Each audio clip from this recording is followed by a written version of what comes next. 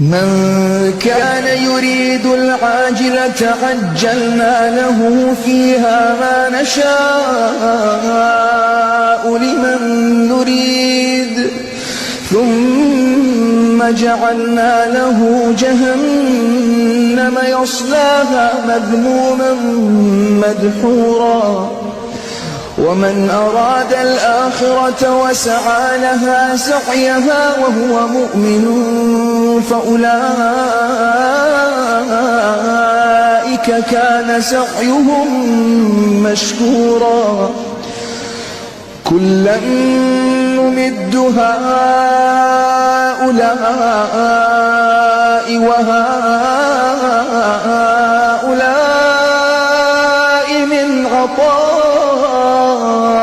ربك وما كان عطاء ربك محظورا انظر كيف فضلنا بعضهم على بعض وللآخرة أكبر درجات وأكبر تفضيلا لا تجعل مع الله إلها آخر فتقعد مذموما مخذولا من كان يريد